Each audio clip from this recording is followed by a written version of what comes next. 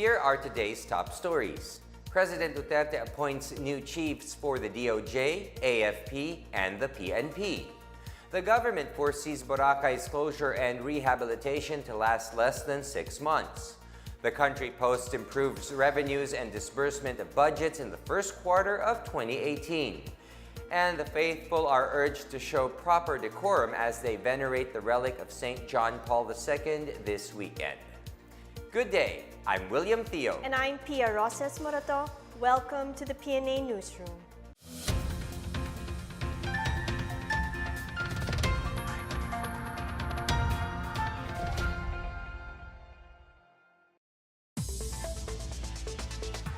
President Rodrigo Duterte has appointed new heads to lead the Department of Justice, Armed Forces of the Philippines, and the Philippine National Police. This comes as Justice Secretary Vitaliano Aguirre tendered his resignation on Thursday. Here's our report. President Duterte announced the appointment of new chiefs of the Department of Justice, AFP, and the PNP. Senior Deputy Executive Secretary Minardo Guevara was appointed as DOA ad interim secretary to replace Aguirre. Duterte accepted Aguirre's resignation amid reports that Aguirre would be fired over the dismissal of drug trafficking charges against businessman Peter Lim and self-confessed drug lord Kerwin Espinosa. Presidential spokesperson Harry Roque said Guevara is expected to take his oath right away. Roque said Guevara is the perfect replacement for Aguirre since he has integrity aside from extensive legal knowledge. Meanwhile, Duterte also appointed Westmincom Chief Lieutenant General Carlito Galvez Jr. as the new AFP Chief of Staff, replacing General Ray Guerrero, who retires on April 24. Duterte also announced that he has appointed National Capital Region Police Office Chief Director Oscar Albayalde as the new PNP Chief. Albayalde will be sworn on April 18. PNP Chief Director Ronald Bato de la Rosa will then assume the post as Chief of the Bureau of Corrections on the same day.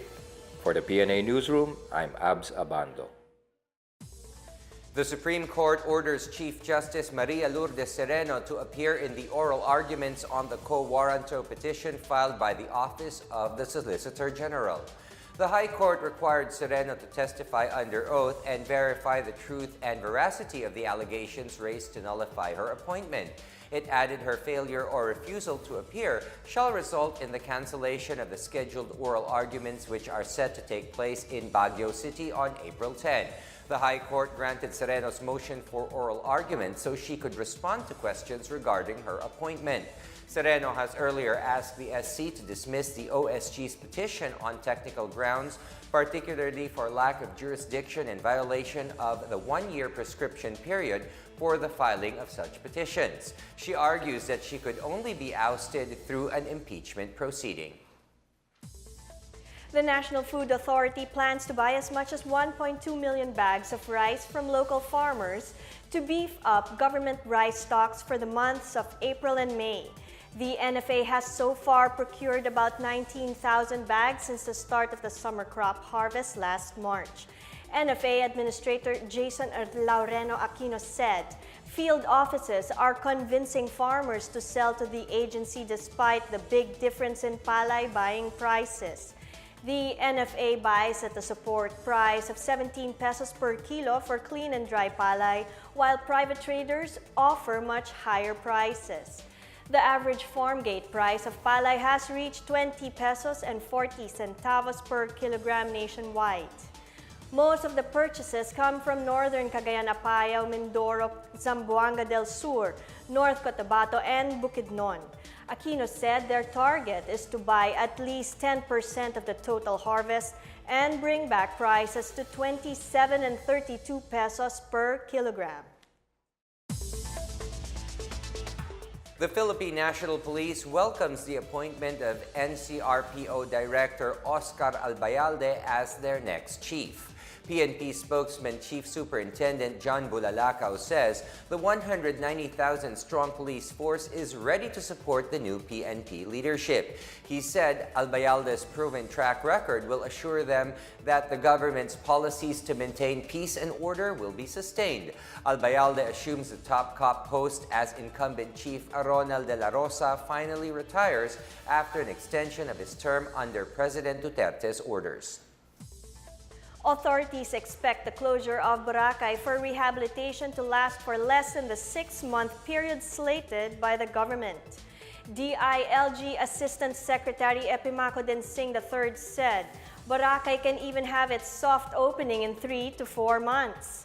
Densing, however, said this is possible only if all sectors concerned would help clean up and restore the island. Malacanang had announced the island's closure to the public starting April 26 to hasten the island's cleanup and rehabilitation.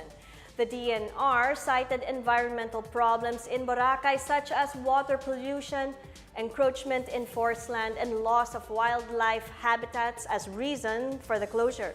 The DNR, DILG, and the Department of Tourism led the interagency task force handling the Boracay rehabilitation. Assistant Secretary Frederick Alegre said the island's closure is only a temporary setback which will result in a better Boracay. Still to come, the country posts improved revenues and disbursement of budgets in the first quarter of 2018. The local government of Malay Aklan vowed to support the 6-month closure of Boracay. These and more when the PNA Newsroom continues.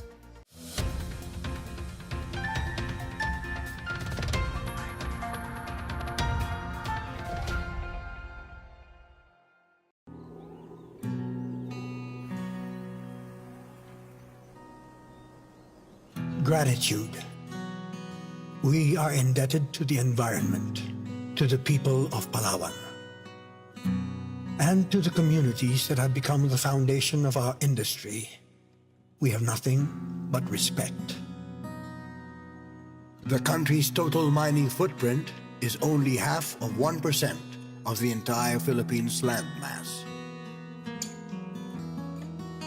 We started business sure of one thing, that we stand for responsible mining, fully conscious of our societal and environmental impact.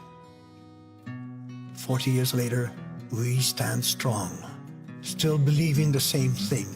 With ethics and heart, we have become one of the most resilient pillars of the local economy and communities. October 1977, the Rio Tuba project started exporting to Japan with healthy yields of ore. As the community and environment blessed our business, we took measures to give back and ensure its health. RTN goes to great lengths To protect and progress the land and communities.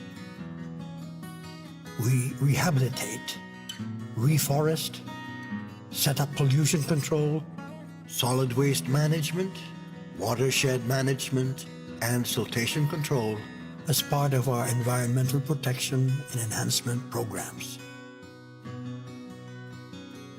Our aims of mining rehabilitation is actually towards ecosystems restoration. It's not for logging, it's not for harvesting, it's for ecosystems restoration. Because that's the spirit of the Philippine mining law. Ang aming na-rehabilitate ay nasa mga 390 hectares. Kaya I am emphasizing on the right advocacy, which is mining has to be done responsibly. In recognition of our mining practices, we are proud to have received the Presidential Mineral Environmental Award from the 63rd Annual National Mine Safety and Environment Conference. Our Rio Tuba operation was chosen as the Philippine entry in the first ASEAN Mineral Awards, Category 1, Best Practices in Mineral Mining. In 2014, We also began aligning our work processes with the United Nations Sustainability and Development Goals in an effort to further minimize our environmental footprint.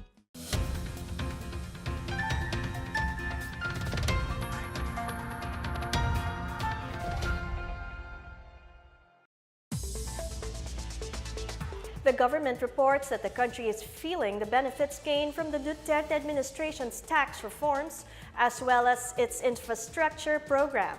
Finance Secretary Carlos Dominguez said collections of the Bureau of Internal Revenue in the first quarter of 2018 rose by 15%. During the same period, revenues of the Bureau of Customs went up 24% year-on-year. Disbursements, meanwhile, grew by 31%. Data from the Bureau of Treasury shows that in the first quarter of 2017, government spending totaled to 615 billion pesos. Revenues of the BIR at the end of March last year reached 370.4 billion pesos, while BOC's collections amounted to 104.13 billion. Under the Build program, the government will spend around 8 trillion pesos until 2022 to construct the necessary infrastructure like roads and bridges, especially in rural areas in Mindanao, to ensure inclusive growth. The Department of Trade and Industry, or DTI, maintains a positive outlook for the country's automotive industry. Board of Investments Executive Director Maria Corazon Halili Dichosa said that the automotive industry remains a key industry for the country's development. Dichosa noted that the country welcomes innovative technologies which will lead to the continuous growth of the industry and in turn will translate to more vehicle purchases. The policy reforms of the government, such as the train law, will support the growth of the industry and the economy, wherein additional revenues will fund infrastructure programs. In the ease of doing business front, the government also launched the Project Repeal, which aims to pull out irrelevant laws and regulations that becomes a burden to businesses.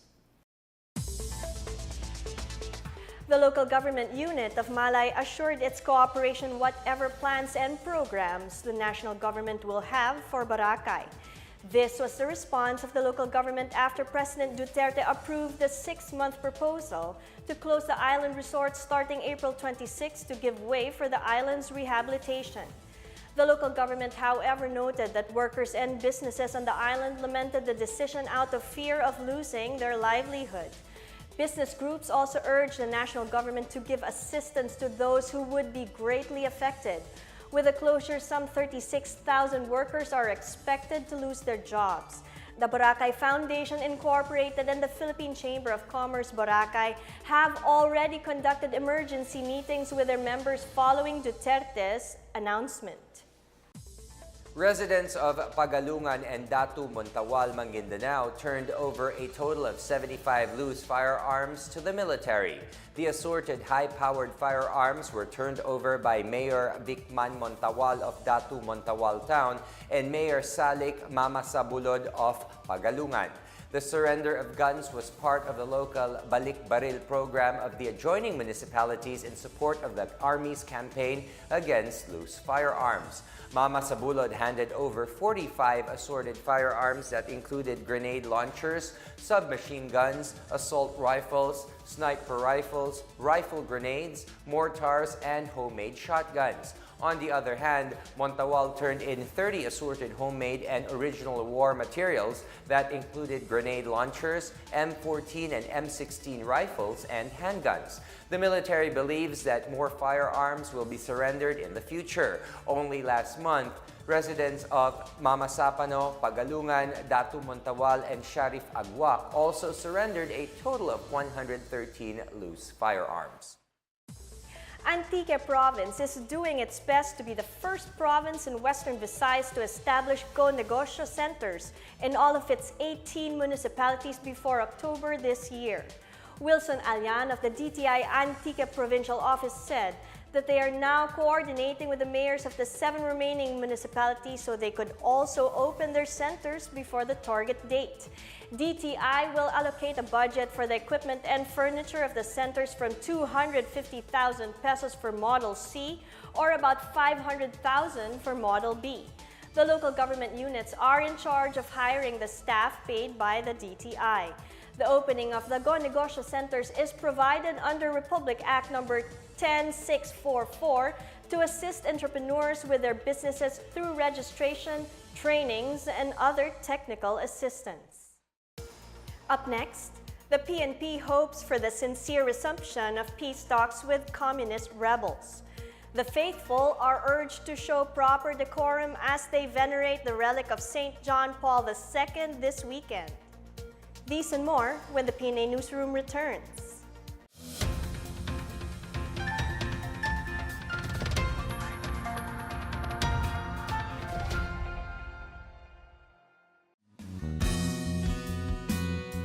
Katuwang ng aming komunidad na tinatawag namin Project Management Committee, yan na po yung nagpapatupad ng SDMP or Social Development and Management Program.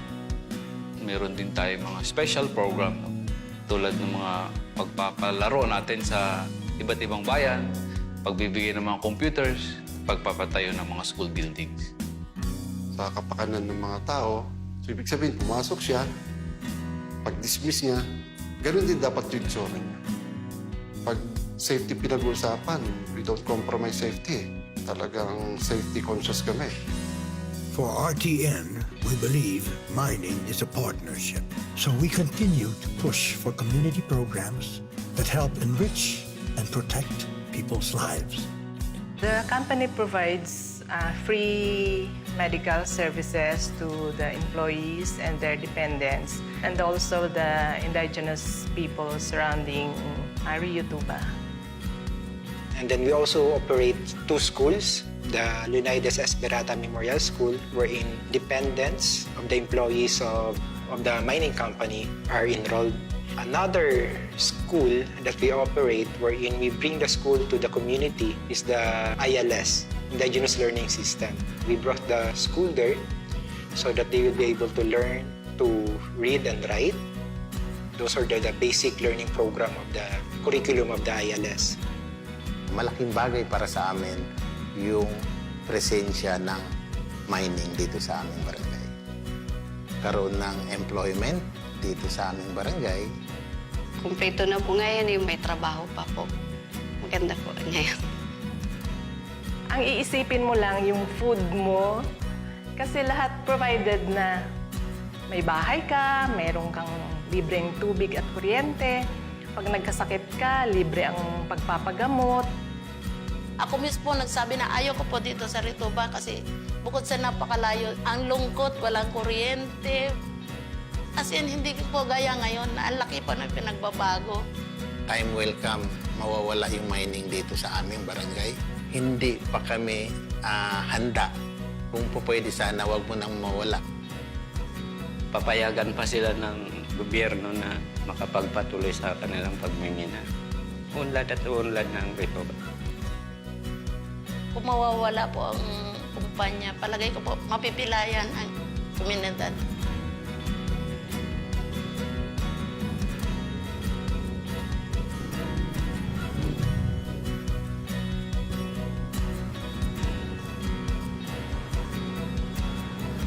We will give back with the same heart and fervor that has helped us become a proud guardian of the community and environment for 40 years.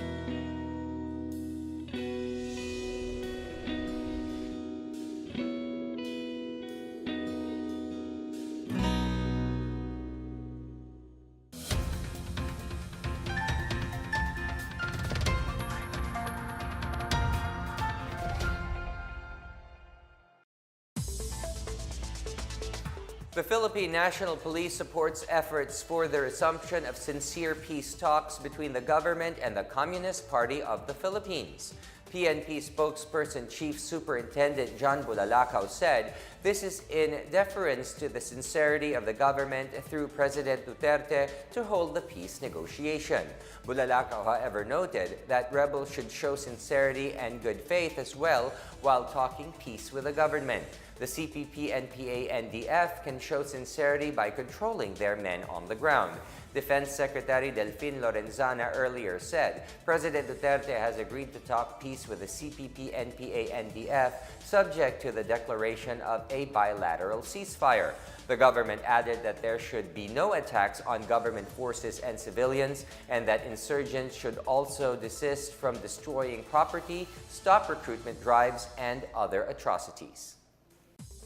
4 families assisted by the Public Attorney's Office on Thursday filed a separate criminal complaint before the Department of Justice against former Health Secretary Janet Garin and 33 others over the death of 4 children inoculated with controversial anti-dengue vaccine, Dengvaxia.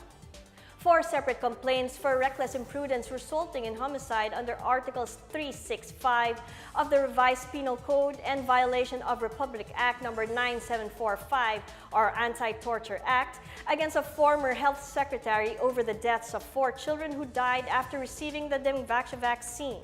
Apart from Garin, Dr. Socorro Lupisan and Dr. Maria Rosario Capedeng of the Research Institute for Tropical Medicine and other officials of the DOH were involved in the purchase of the vaccine. Vaccine manufacturer Sanofi Pasteur Incorporated and distributor Zuellig Pharma Corporation were also included as respondents in each of the complaints. The PAO filed the charges after its forensic teams established that all 4 victims died of organ failures that could be attributed to the vaccine. The DOH suspended the vaccination program in December 2017 after Sanofi Pasteur said the vaccine poses risks to those with no prior dengue infection. Batangilas clinched a spot in the FIBA Asia U16 Championship quarterfinals after beating Hong Kong in the wildcard phase at the Lingnan Mingzhu Gymnasium in Foshan, China. After losing to Australia, Batangilas vented its ire on Hong Kong with a wire-to-wire finish 103-61. They earned the team a clash with Japan for a semi-final spot and a seat for the next year's FIBA U17 Championship. King Balaga and RC Kalimag each scored 12 points, while 4 others made 11 apiece for Batangilas, which only committed 8 turnovers, a far cry from the 29 it had against Australia. Lung Zi-Kit fired 18 markers for Hong Kong. The Relic of St. John Paul II will be shown in the public this weekend. And the Catholic faithful are urged to practice proper decorum as they venerate the relic. Here is our report. An official of the Manila Cathedral reminds the faithful to observe proper respect and decorum when they venerate the blood relic of St. John Paul II, which would be on display in Intramuros, Manila this weekend. Father Reginald Malikdem, rector of the Minor Basilica and Metropolitan Cathedral of the Immaculate Conception, said taking selfies with the relic would not be prohibited as long as the public would behave while venerating on the saint's relic. The reliquary that holds the blood of St. John Paul II will be formally welcomed at 9 a.m. Saturday, with a Mass to be celebrated by Manila Archbishop Luis Antonio Cardinal Tagle. The relic will later on be exposed on his feast day every year on October 22 and other special occasions related to his life and papacy. About 2,000 pieces of prayer cards of the saint will be given to devotees who would go to the basilica on Saturday. The liquid blood was extracted towards the end of Pope John Paul II's life with complications from Parkinson's disease in case of emergency transfusion. Aside from the Philippines, there are other 6 vials of the liquid blood enshrined in different churches around the world. St. John Paul II visited twice the country when he was still a pope, in February 1981 and January 1995 during the World Youth Day celebration. For the PNA Newsroom, I'm Janice Cave. Let's now check out the weather forecast for Metro Manila and the rest of the country.